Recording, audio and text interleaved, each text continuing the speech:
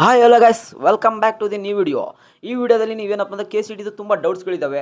ಯಾವ ಥರ KCT ಬರೆಯೋದು, ಇನ್ನೂ ಒಂದು 5 ಡೇಸ್ ಇದೆ, ಯಾವ ಥರ ಕಂಪ್ಲೀಟ್ ಮಾಡೋದು, ಹಾಗೆ ನಾನು ಯಾವ ಥರ KCT ಬರೆದೆ, ನಾನು ಮಾಡಿರೋಂಥ ಮಿಸ್ಟೇಕ್ಸು ಹಾಗೂ ನಾನು ಮಾಡಿರೋಂಥ ಸರಿಗಳನ್ನ ನೀವು ಯಾವ್ದು ಮಾಡಬೇಕು ಈ ವಿಡಿಯೋದಲ್ಲಿ ಕಂಪ್ಲೀಟಾಗಿ ಹೇಳ್ತೀನಿ.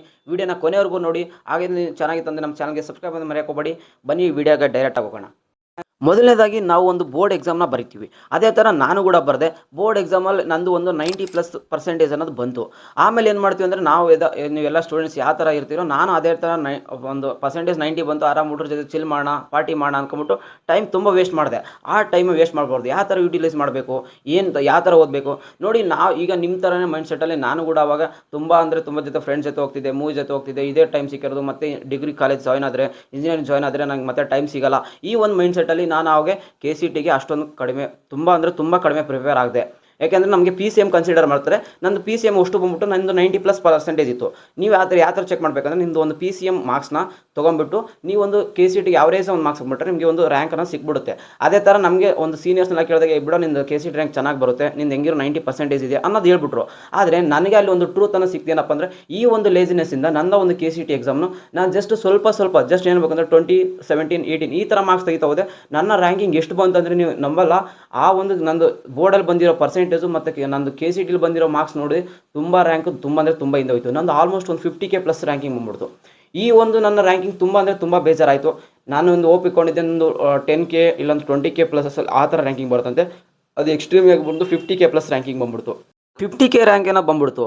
ಆ 50K ರ್ಯಾಂಕ್ ಬರೋಕ್ಕೆ ನಾನು ಒಂದು ಮಿಸ್ಗೈಡ್ಲೈನ್ಸ್ ಅಂತ ಆಗಿದ್ದೀನಿ. ಯಾಕಂದರೆ ಒಂದು ಯೂಟ್ಯೂಬರ್ಸು ಆ ಒಂದು ಮಿಸ್ಗೈಡ್ಲೈನ್ಸಿಂದ ಜಸ್ಟ್ ಅವ್ರು ಏನು ಮಾಡ್ತಾರೆ, ಬಿಫೋರ್ ಒನ್ ಡೇ ಅಂದರೆ ನೈಟ್ ಏನು ಮಾಡ್ಬಿಡ್ತಾರೆ, ನಿಮಗೆ ಒಂದು ಜುಗಾಡ್ ಮಾಡಿಬಿಟ್ಟು ಒಂದು KCTನ ಈ ಒಂದು ಪ್ರಿಡಿಕ್ಷನ್ ಮಾಡಿಬಿಟ್ಟು ಸುಮ್ಮನೆ ಎಲ್ಲರೂ ಒಂದು ಆಪ್ಷನ್ A B ಈ ಥರ ಒಂದು ಪ್ರಿಡಿಕ್ಷನ್ ಮಾಡಿಬಿಟ್ಟು ಈ ಥರ ಲೆಂತ್ ಆನ್ಸರ್ ಇರೋದು ಯಾವುದೋ ಒಂದು ಆನ್ಸರ್ನ ಈ ಥರ ಒಂದು ಜುಗಾಡ್ ಕೆಲಸ ಮಾಡಿಬಿಟ್ಟು ನಿಮ್ಗೆ ಈ ಥರ ಆಗಿ ಅನ್ನೋದ್ಬಿಟ್ಟು ಅವನೇನೋ ಸೆಟ್ಲ್ ಆಗಿದ್ದಾನೆ ಆ ಒಂದು ಜುಗಾಡ್ ಕೆಲಸ ಮಾಡ್ಕೊಂಬಿಟ್ಟು.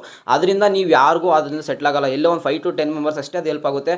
ಮಿಕ್ಕಿ 90 ಪೇಪರ್ಸ್ ಏನಾಗುತ್ತೆ ಯಾರಿಗೂ ಅದು ವರ್ಕ್ ಆಗಲ್ಲ. ಅಂಥ ಯೂಟ್ಯೂಬರ್ಸ್ನ ಮಾತು ಕೇಳೋಕೋಬೇಡಿ. ಯಾಕಂದರೆ ಇನ್ನೂ 6-7 ಡೇಸ್ ಇದೆ. ಈಗಿಂದನೂ ಸ್ಟಾರ್ಟ್ ಮಾಡಿದ್ರೆ ನಿಮ್ಗೆ ಸ್ಟಿಲ್ ಎಲ್ಲ ಏನು ಬೇಕಾದ್ರೂ ಪಾಸಿಬಲ್ ಇದೆ. ಅದಕ್ಕೋಸ್ಕರ ಒಳ್ಳೆ ಯೂಟ್ಯೂಬರ್ಸ್ ನನ್ನ ಕಡೆ ಒಂದು ಸಜೆಷನ್ ಅಂದರೆ ಸಿಂಪ್ಲಿಫೈಡ್ ಮೈಂಡ್ಸ್, RS ಕೆಮಿಸ್ಟ್ರಿ ಈ ಇಂಥ ಯೂಟ್ಯೂಬರ್ಸ್ನ ಫಾಲೋ ಮಾಡಿ. ಅವ್ರು ಅವಾಗಿಂದ ತುಂಬ ಒಂದು 5 to 6 ಇಯರ್ಸಿಂದ ಕೂಡ ತುಂಬ KCT ಬಗ್ಗೆ ಕನ್ಸಿಸ್ಟೆನ್ಸಿಯಾಗಿ ಡೈಲಿ ಅಂದರೆ ಈಗಿಂದ ವೀಡಿಯೋ ಆಗ್ತಾನೆ ಬರ್ತಿದೆ. ಅಂಥ ವೀಡಿಯೋಗಳು ನೋಡ್ಕೊಂಬಿಟ್ಟು ಅವ್ನು ಮಾರ್ಕ್ ಟೆಸ್ಟ್ ತೊಗೊಳ್ಳೋದಾಯಿತು, ಅವ್ರು ಹೇಳಿರೋಂಥ ವೀಡಿಯೋನ ಸಜೆಷನ್ ಮಾಡಿ ಆ ವೀಡಿಯೋ ಎಲ್ಲ ನೋಡಿಕೊಂಡು ನಿಮ್ಮ KCT ಎಕ್ಸಾಮ್ನ ಚೆನ್ನಾಗಿ ರ್ಯಾಂಕ್ ಅನ್ನೋದು ತೆಗೀರಿ, ಎಲ್ಲರಿಗೂ ಒಳ್ಳೆಯದಾಗುತ್ತೆ. ಈಗ ಫೈನಲ್ ಆಗಿ ನಾನು ಏನು ಹೇಳಕ್ಕೆ ಬರ್ತಿದ್ದೆ ಅಂದರೆ, ನಾನು ಆಗ ಇಟ್ಟಿರೋಂಥ ಒಂದು ಆಸೆ ಅಂದರೆ ನಾನು ಆ ಕಾಲೇಜೇ ಸೇರ್ಕೋತೀನಿ, ನಾನು ಆ ಕೋರ್ಸ್ ಮಾಡ್ತೀನಿ, ಆ ಒಂದು ಒಪ್ಪಿಕೊಂಡು ನಾನು MS ರಾಮಯ್ಯ RV ಕಾಲೇಜ್ಗೆ ನಾನು ಹೋಗ್ಬೇಕಂತ ಆ ಒಂದು ಅಟ್ ಪ್ರೆಸೆಂಟಲ್ಲಿ ಮೈಂಡ್ ಸೆಟಲ್ಲಿ ಆ ಥರ ಇತ್ತು. ಆಮೇಲೆ KCT ರ್ಯಾಂಕ್ ಬಂದಾಗ ನನಗಾಗಿರುವಂಥ ತುಂಬ ಬೇಜಾರಾಯಿತು. ಓಕೆ, ಯಾಕಂದರೆ ನಿಮ್ಮ ಅಪ್ಪ ಅಮ್ಮ ಏನಾಗಿರ್ತಾರೆ, ಈಗ ನೋಡಿ ಇನ್ನೂ 5 to 6 ಡೇಸ್ ಇದೆ. ನಾನು ಮಾಡಿರುವಂಥ ಒಂದು ತಪ್ಪುಗಳನ್ನ ಈ ಒಂದು KCT ಟ್ರೂತ್ ನಾನು ನೀವು ತಿಳ್ಕೊಬೇಕಂತ ನೀವು ವೀಡಿಯೋ ಮಾಡ್ತಿರೋದು. ನಿಮ್ಮ ಅಪ್ಪ ಅಮ್ಮ ಒಂದು ನಿಮ್ಮ ಮೇಲೆ ಒಪ್ಪಿಕೊಂಡಿರ್ತಾರೆ, ನನ್ನ ಮಗ ಒಂದು ಒಳ್ಳೆ KCT ಚೆನ್ನಾಗಿ ಬರೀತಾನೆ, ಇಂಜಿನಿಯರಿಂಗ್ ಆಗ್ತಾನೆ, MBBS ಆಗ್ತಾನೆ ಅಂತ ತುಂಬ ನಿಮ್ಮ ಮೇಲೆ ಒಂದು ಓಪನ್ ಇಟ್ಕೊಂಡಿರ್ತಾರೆ. ಸ್ಟಿಲ್ ಪಾಸಿಬಲ್, ಇನ್ನೂ 6-7 ಡೇಸ್ ಇದೆ. ಈಗಿಂದ ಸ್ಟಾರ್ಟ್ ಮಾಡಿದ್ರೆ ನೀವು ಖಂಡಿತ ನಿಮ್ಮ ಒಳ್ಳೆ ಒಂದು ರಿಸಲ್ಟ್ನ ನೀವು ನೋಡ್ಬೋದಾಗುತ್ತೆ ಆಫ್ಟರ್ 7 ಡೇಸಲ್ಲಿ. ಅದಕ್ಕೋಸ್ಕರ ಹೇಳ್ತೀನಿ, ಈಗಿಂದನೇ ಸ್ಟಾರ್ಟ್ ಮಾಡಿ. ಅಟ್ ದ ಪ್ರೆಸೆಂಟ್ ಈ ವಿಡಿಯೋ ಮಾಡ್ತಿದ್ದೀನಲ್ಲ, ಈ ವಿಡಿಯೋ ನೋಡಿ ನನ್ನ ಚಾನಲ್ಗೆ ಯಾವ ಬರಬೇಕು ಆಫ್ಟರ್ 7 ಡೇಸ್ ಆದಮೇಲೆ ನನ್ನ ಚಾನಲ್ ವಿಸಿಟ್ ಮಾಡಬೇಕು.